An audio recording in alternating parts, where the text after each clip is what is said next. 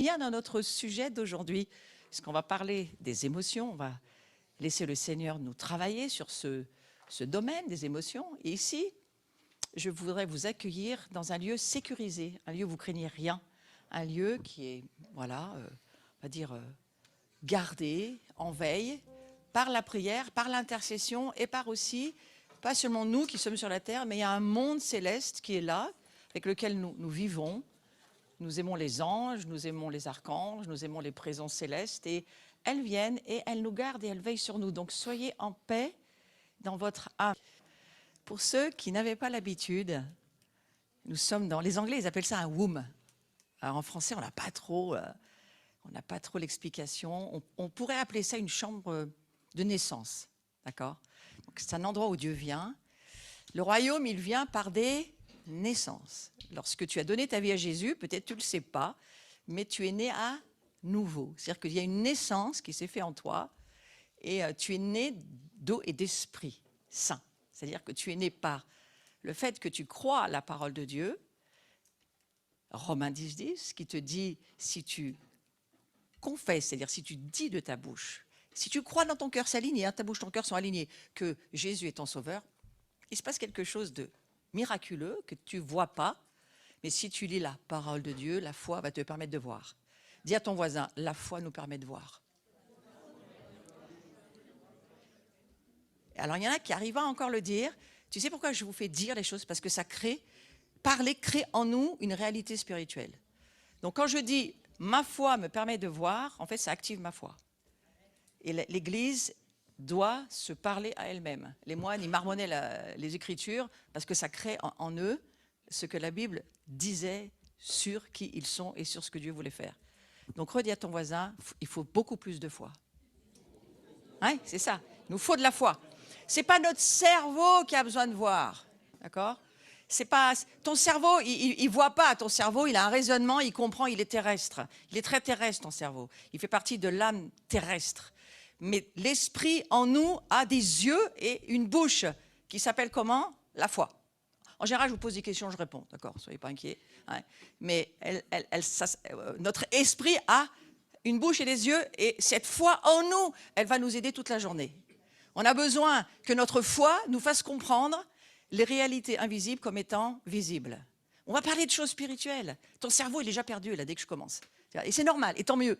Et laisse ton cerveau tranquille, Shabbat Shalom à ton âme, mais que ton esprit, qui est en éveil, pas en veille, mais en éveil, ton esprit va commencer à saisir des réalités, des réalités invisibles, éternelles et spirituelles. Je reviens à la nouvelle naissance, c'est juste une petite introduction dans mes annonces.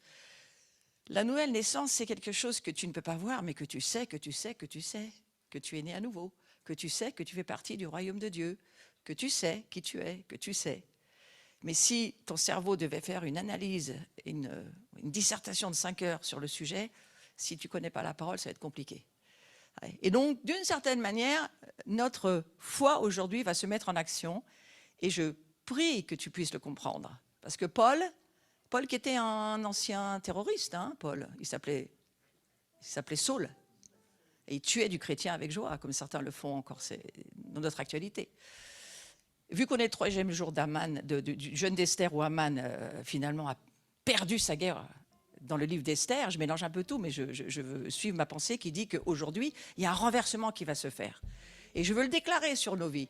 Il y a un renversement qui va se faire, que tout ce qui en nous est d'une certaine manière des saules en veille qui ne savent pas, mais d'une certaine manière, la loi, la religion, qui nous ont amenés à nous surprotéger, à ne plus pouvoir nous exprimer, à ne plus pouvoir parler, à même plus avoir d'émotions.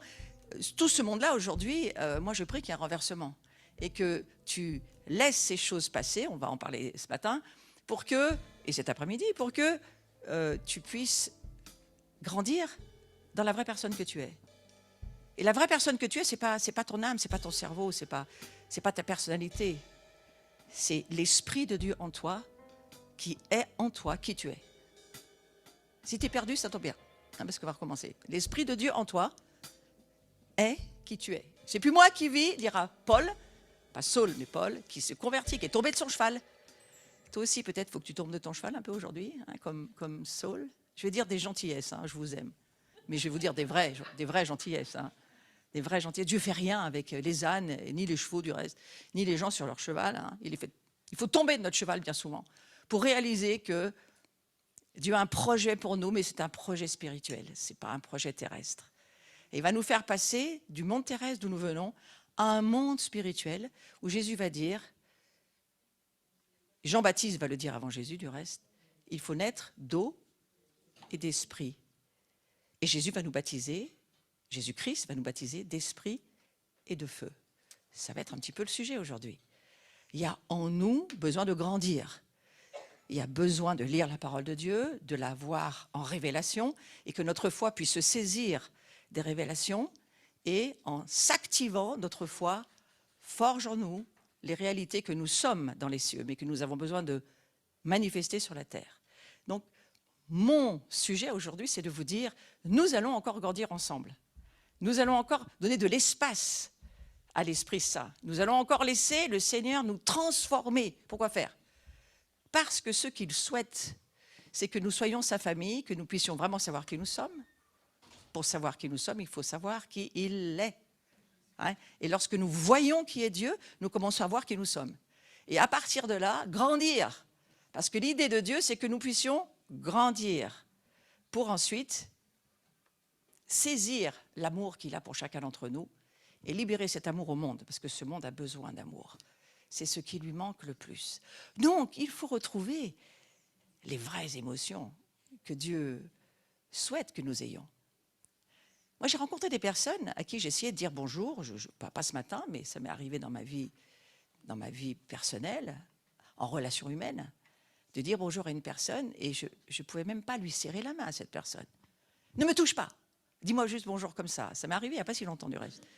Et je me suis dit, waouh, ces lutins-là, ils sont forts. Quand je parle du lutin, je parle de démons. C'est-à-dire que les démons qui habitaient cette personne de rejet étaient tellement puissants qu'elle ne supportait pas qu'on la touche. Vous imaginez le monde avec des gens comme ça? Ça ne va pas être très agréable ni très relationnel. Donc c'est pour ça que Jésus va venir nous dire qu'il vient détruire les œuvres du malin.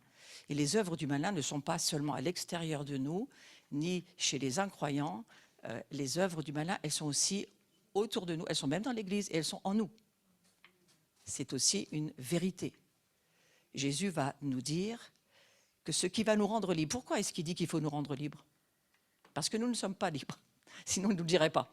Hein? C'est la connaissance de la vérité qui nous rend libres. Mais la connaissance, pas cérébrale, parce qu'elle ne nous amène rien. Ça se saurait. On serait déjà arrivé au bout, là. Hein, avec tout ce qu'on connaît de l'art de la connaissance, plus Wikipédia, plus Google, plus tout ce qui... Oh, l'intelligence artificielle, là, on serait arrivé. Hein. On n'est nulle part pour le moment.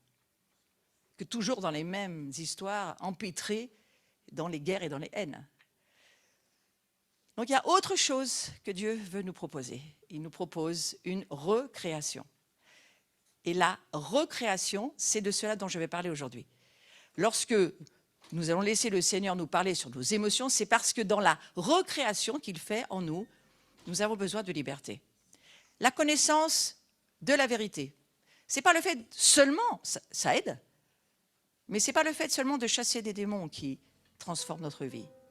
Dis à ton voisin, ça aide quand même. Hein? Ça aide quand même. Chasser les démons, ça aide quand même. Personne ne veut le faire. Pourtant, c'est dans l'Écriture partout. Ouais. Jésus chassa les voleurs du temple.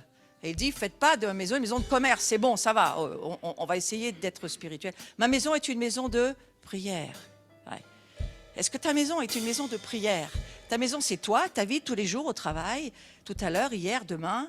Est-ce que tu es conscient que tu es son tabernacle et que tu es sa maison de prière? Moi, je dis à l'église, venez prier le mardi, il n'y a pas tout le monde qui vient. Donc, ça veut dire qu'on a des progrès à faire. Hein? Nous sommes sa maison de prière.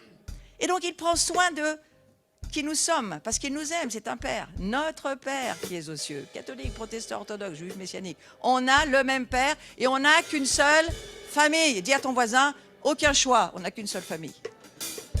Aucun choix. Donc arrêtez avec vos histoires de communautarisme, de séparatisme. On s'en fout, Dieu n'a qu'une seule famille. Hein? C'est notre Père qui est aux cieux. Point. Moi, on ne parle pas d'autre chose. Donc ton Père est mon Père, mais mon Père est ton Père. C'est bien si on peut échanger. Voilà, l'idée que j'aimerais vous mettre dans le cœur ce matin. Dieu se soucie de vous. Il prend soin de vous. Les ministères sont là que jusqu'à ce que Jésus revienne. Après, ils ne seront plus là. On n'a plus besoin d'eux. Et donc, l'idée, c'est pas de faire autre chose que de comprendre à quoi ils servent. Ils servent à servir. Et nous sommes recréés par Dieu en Jésus-Christ. Donc, nous sommes ensemble ici, croyants, recréés en Jésus-Christ, nés d'eau et d'esprit saint. Et nous avons besoin de voir, pas comprendre par le cerveau, je vous le redis, mais la compréhension spirituelle, c'est voir par la foi qui nous sommes. Voir ce qui n'existe pas comme existant étant plus réel que ce que mes yeux terrestres voient.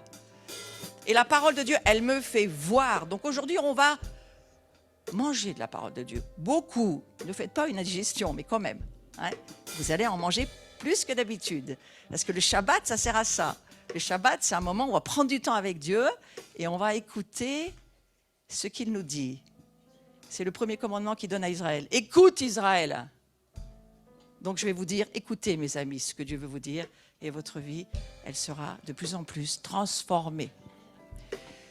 Ma prière, c'est que nous puissions grandir dans la nouvelle création que nous sommes. Nous sommes une création que nous ne connaissons pas nous-mêmes. Nous avons besoin de la voir par le Saint-Esprit pour la pratiquer.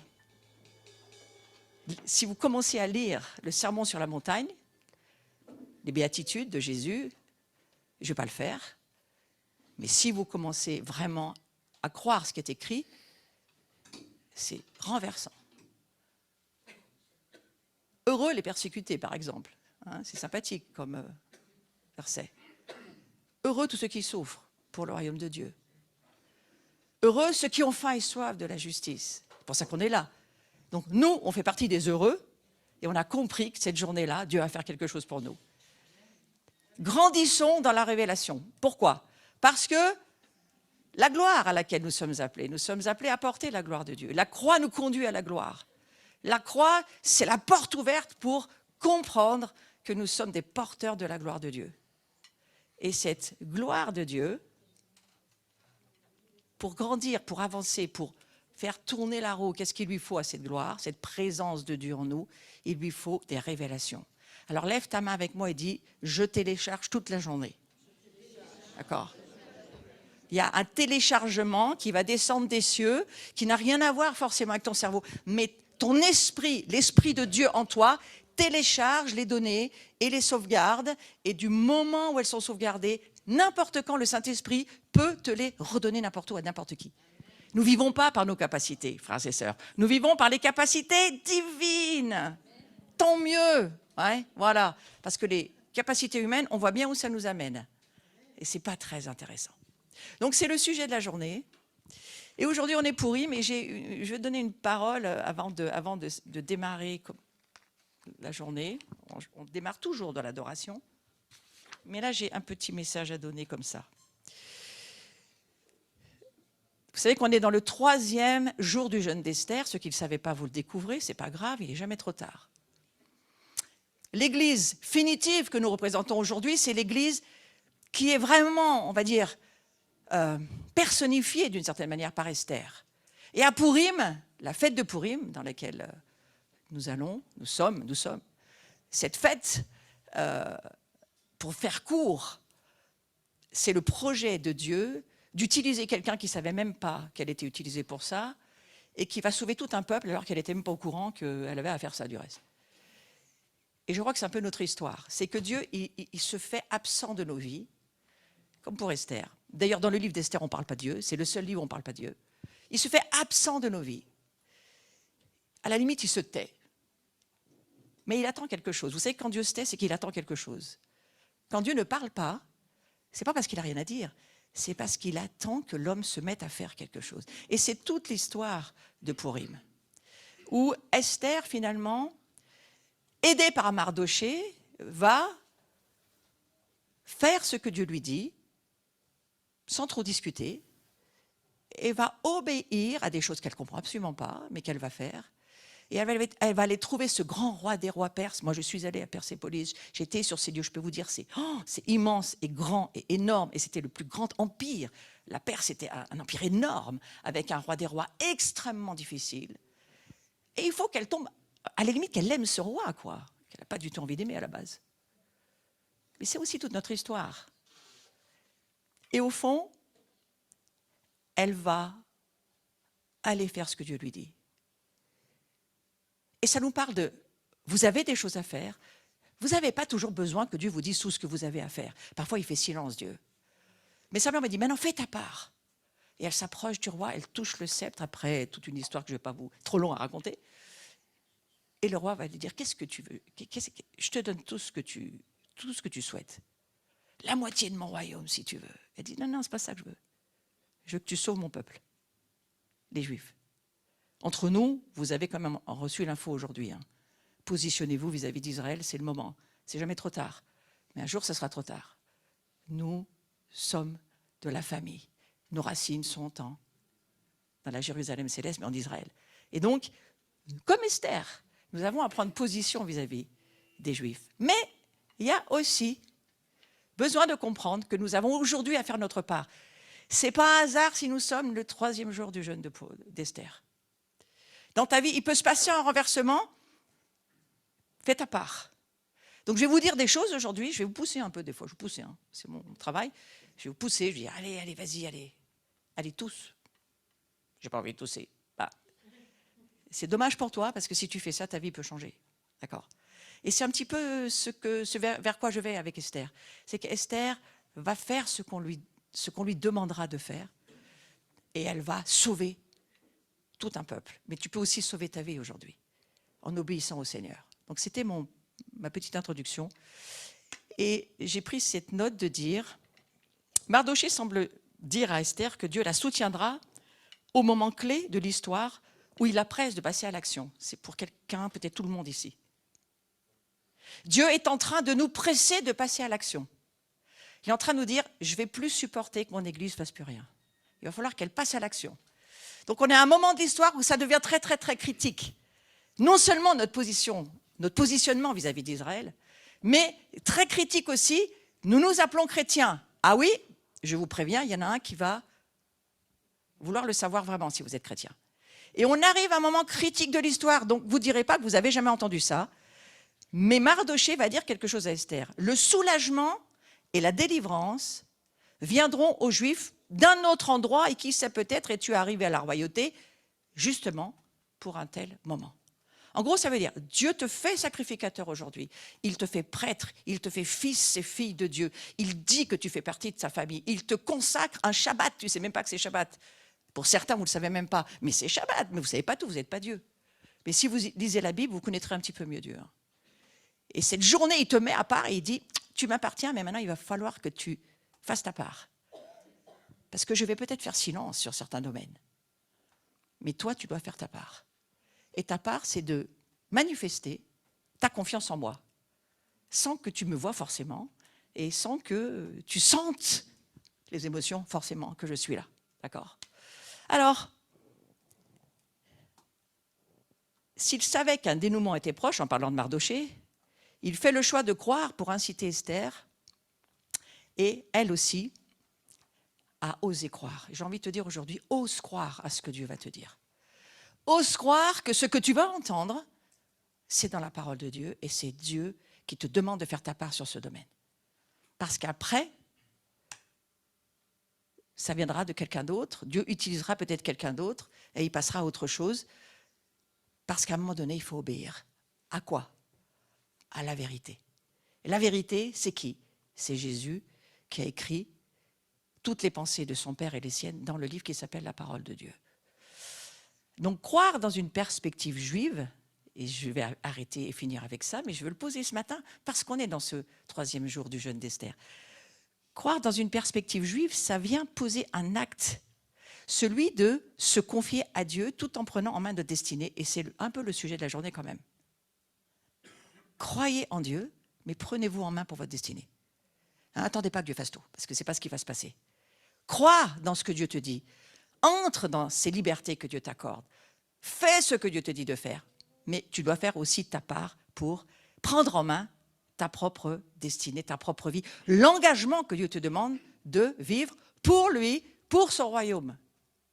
Virgule, pas pour ce monde. Donc Seigneur, nous te demandons pardon pour tous les engagements qui n'ont rien à voir avec ton royaume, où c'est pas toi qui l'as demandé, c'est pas toi qui l'as dit, tu n'as rien à voir là-dedans. Et où on fait nos vies, parce que finalement, on reste à décider ce qu'on a envie de faire. Mais il y a un moment donné où tu nous dis, ça suffit. Tu nous mets à part, tu nous prends, tu fais comme avec Esther, tu nous mets dans le harem du royaume, du roi. Hein. Alors, soyez gentils, hein, soyez spirituels, venez pas me dire après, « Ah, mais t'as dit qu'il y avait un harem, il n'y a pas de... » D'accord, ok, ça marche. Hein. On fait un petit peu des parallèles et des métaphores, d'accord. Mais Dieu nous met dans une situation qu'on n'attendait pas et où il va nous obliger à suivre des modèles et des protocoles de vie, ce qu'Esther était obligée de faire, suivre des protocoles, des modèles pour que la gloire puisse se répandre en elle et autour d'elle. Donc c'est ça ma prière pour nous aujourd'hui. Tel est le geste de la reine Esther, qui pour sauver les siens est prête à risquer la mort en prenant la parole quand elle n'y est pas invitée. Elle n'était pas invitée à parler à la cour du grand roi des rois, Xerxès, et pourtant, elle a accepté d'aller lui parler de la part de Dieu. C'est là où je prie que la parole prophétique au milieu de nous, à la fin de cette journée, ait pris beaucoup plus de hauteur, de largeur, de profondeur, de liberté, de façon à ce que lorsque tu vas nous utiliser pour parler de ta part, à qui que ce soit, où Dieu nous appellera à parler, nous puissions le faire. Et nos émotions, c'est souvent le verrou qui nous empêche de parler de la part de Dieu. Donc c'est ma prière pour aujourd'hui. Et que le Seigneur puisse vraiment nous aider. Amen. Voilà. Donc ça, c'était une petite introduction à cette journée. Le sujet que je vais aborder donc, sur les émotions, on va le faire après le temps d'adoration. On va avoir un temps d'adoration ensemble. On va aller jusqu'à midi, midi et demi. Je ne sais jamais exactement l'heure, mais ça n'a pas d'importance vu qu'on pique-nique tous dans la grande salle où vous allez manger à l'extérieur, mais vous revenez pour reprendre. On verra, on se redira l'heure quand on arrête. Et on passe la journée ensemble. L'idée, c'est d'être ensemble et de laisser l'Esprit Saint nous travailler nos entrailles et nous transformer. Et c'est ce qu'il va faire, évidemment, parce qu'il le veut. Il veut voir son peuple, sa famille, son épouse, sa maison être transformés. Avec un but très précis. Il veut venir vivre chez nous. Le tabernacle, c'est ça. Il veut venir vivre chez toi. Il voudrait bien pouvoir s'installer chez toi et être un peu chez lui, chez toi. C'est ça qu'il voudrait. Ce qui pourrait être un peu chez lui, chez toi. Est-ce que tu pourrais cesser de le prendre en stop, ou le faire sortir quand ça te dérange? Est-ce que tu pourrais le laisser être plus chez lui, chez toi? Lui mettre de la place sur le canapé, du sol au grenier, aux caves, il aimerait être chez lui, chez toi. Et je prie pour que tu le souhaites et tu le désires. Avoir faim et soif de ce Dieu qui nous aime, de ce Dieu qui a un projet pour nous, de ce Dieu qui a donné son propre Fils. Les battements du cœur de son Fils sont devenus les nôtres. Amen. Je vous invite à vous lever. Je ferai plus d'annonces tout à l'heure à 14h. Voilà, on se lève juste pour faire une prière. Après, sentez-vous libre de vous rasseoir si vous le souhaitez. Vous êtes fatigué, vous pouvez. C'est Shabbat, on n'est pas là pour se fatiguer tant que ça. On est là surtout pour prendre du temps avec Dieu. Seigneur, je te remercie pour ta présence. Que cette présence devienne notre sécurité, devienne notre joie, devienne notre respiration. Et que nous puissions ce matin t'adorer en esprit et en vérité. Amen.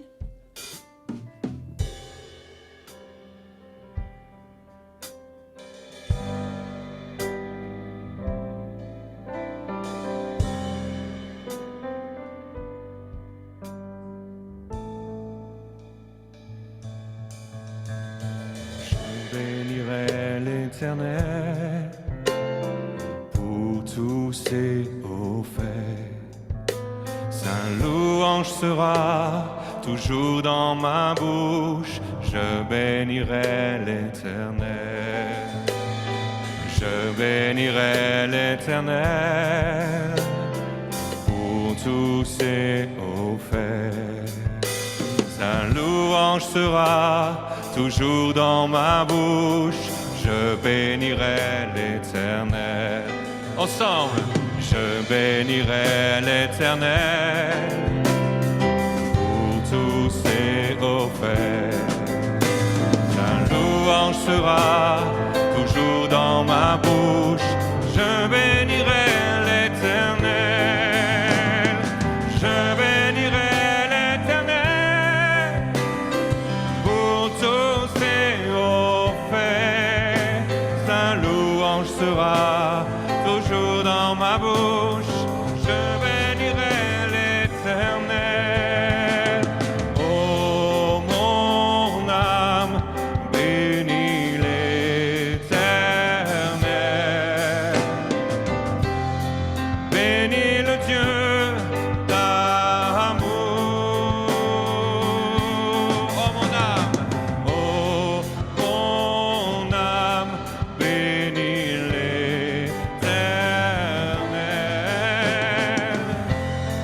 Parce qu'il t'a fait du bien.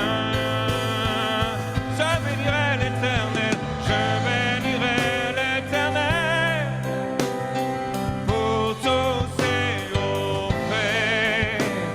Sa louange sera toujours dans ma bouche. Je bénirai l'Éternel, je bénirai l'Éternel pour tous ses hauts faits. Sa louange sera toujours dans ma bouche. Je bénirai l'Éternel. Oh mon âme, bénis l'Éternel. Bénis le Dieu d'amour.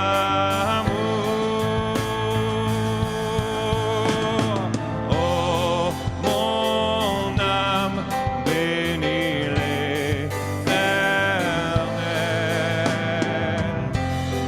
Parce qu'il t'a fait du bien.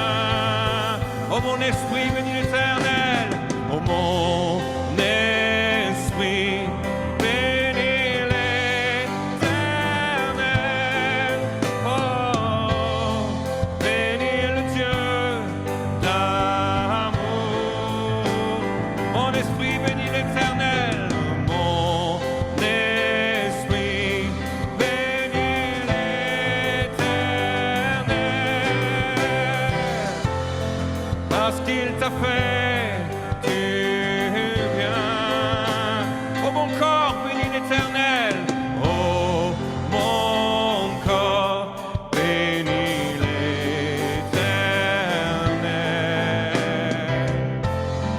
Bénis le Dieu d'amour.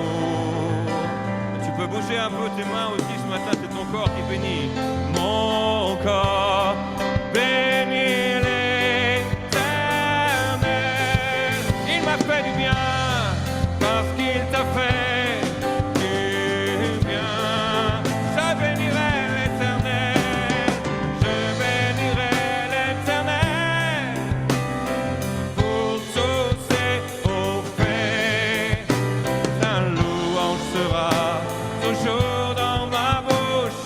Je bénirai l'Éternel. Je bénirai l'Éternel. Je bénirai l'Éternel pour tous ses hauts faits. Sa louange sera toujours dans ma bouche. Je bénirai l'Éternel.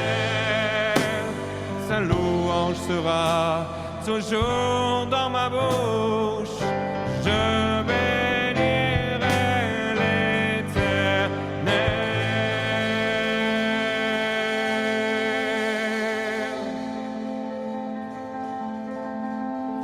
Sa louange sera toujours dans ma bouche. Je bénirai l'Éternel. Je bénirai l'Éternel. Je bénirai l'Éternel.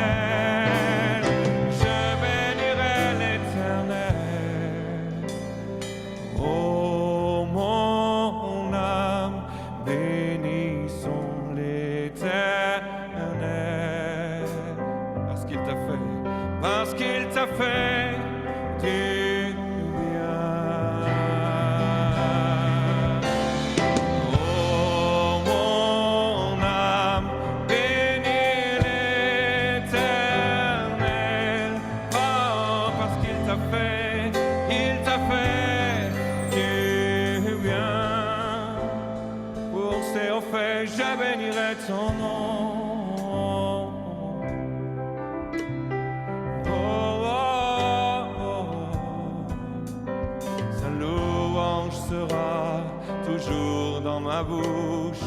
Je bénirai l'Éternel. Je bénirai l'Éternel.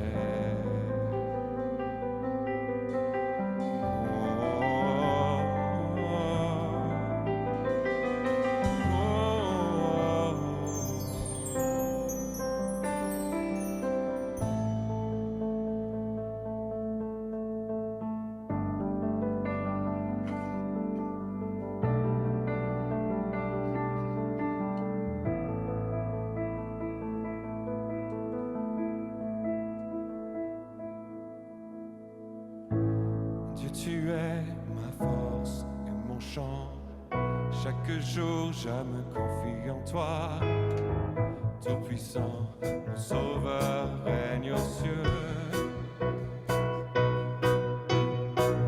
Dieu, tu es ma force, mon appui, la forteresse où je me réfugie, le rocher qui protège ma vie.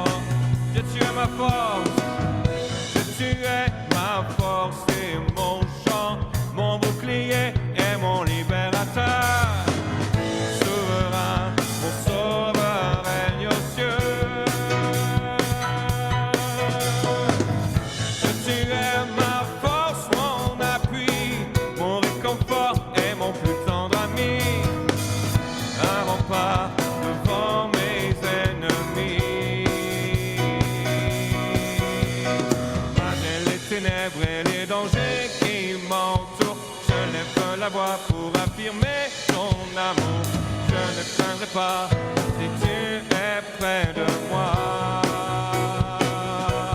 Je suis venu pour te rencontrer, pour proclamer que tu es fort et puissant, nul ne peut te résister. Sois glorifié, que tu es fort et puissant, rien n'est impossible à toi, ô roi des rois.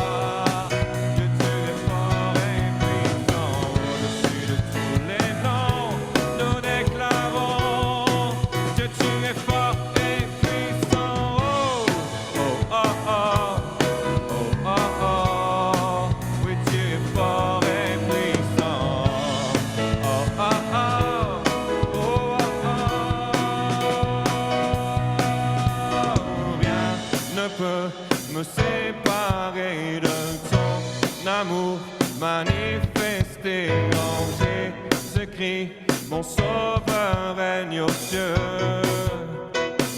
Rien ne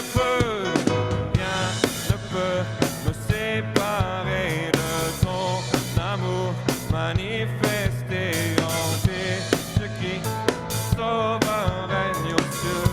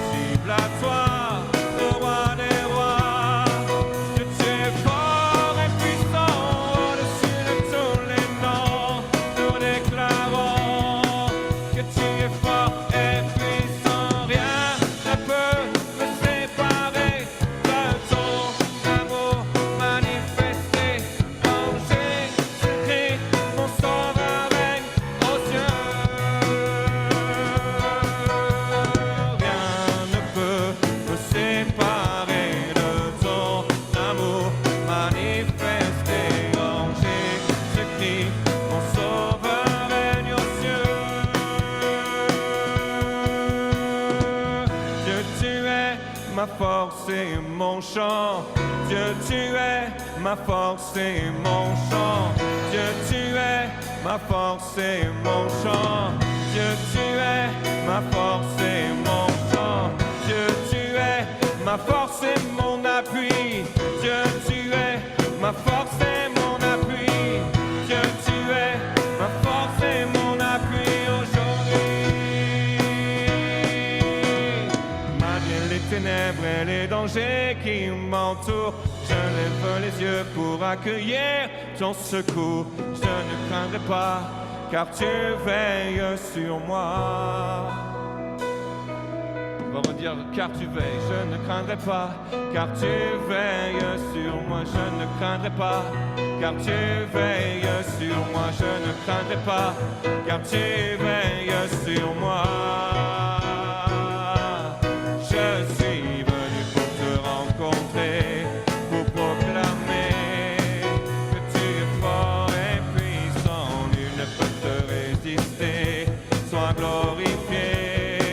Oui, tu es fort et puissant, rien n'est impossible à toi, ô roi des rois. Que tu es fort et puissant, au-dessus de tous les noms, nous déclarons, Jésus est fort et puissant. Oh, oh, oh, oh, oh, oh, Jésus est fort et puissant.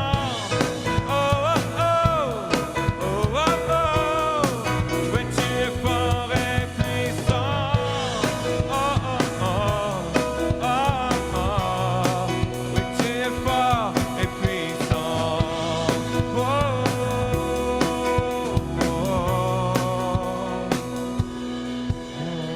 son nom est Jésus.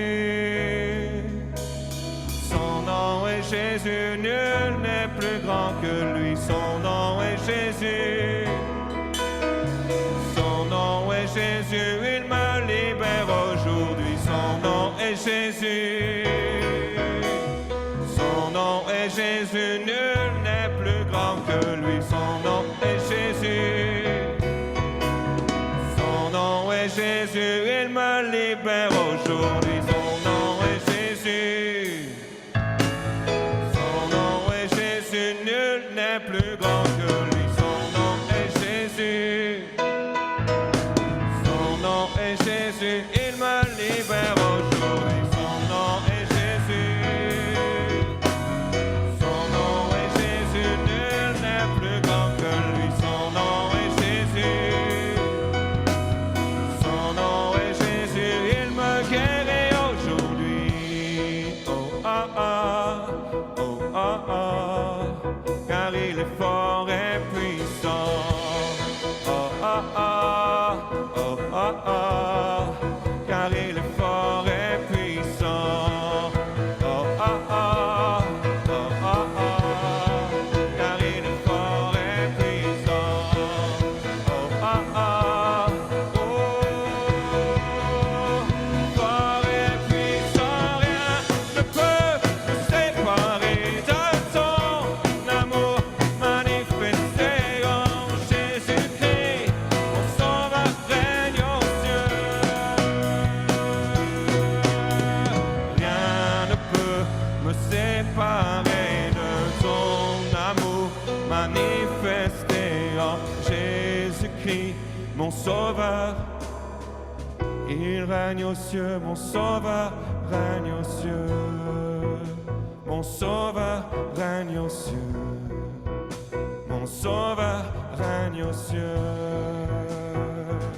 Il ouvre un chemin entre les cieux et la terre pour moi aujourd'hui. Oh, un chemin de révélation, un chemin de libération, un chemin de délivrance, un chemin de guérison entre le ciel et la terre, car il règne dans les lieux élevés. Oui, il règne dans les lieux les plus hauts, et il revient en majesté sur la terre, amener son royaume dans sa gloire. Il revient, il revient. Le royaume revient dans la gloire. Oh, oh, oh. foi, je me tiens ce jour. Dans la foi, je me tiens en ce jour. Dans la foi, je me tiens en ce jour. Oh. Un chemin s'ouvre entre les cieux et la terre. Chemin pour moi, un chemin pour moi en ce jour entre les cieux et la terre. Oh. Je suis venu pour te rencontrer. Oh, je suis venu pour te rencontrer. Chemin pour te voir, je suis venu pour te rencontrer. Oh, je suis venu pour te rencontrer. Roi de gloire, je suis venu pour te rencontrer. Oh, oh, oh, Jésus, je suis venu pour te rencontrer. Pour accueillir ton ciel en moi aujourd'hui. Je suis venu pour te rencontrer. Je suis venu pour te rencontrer. Oh Jésus.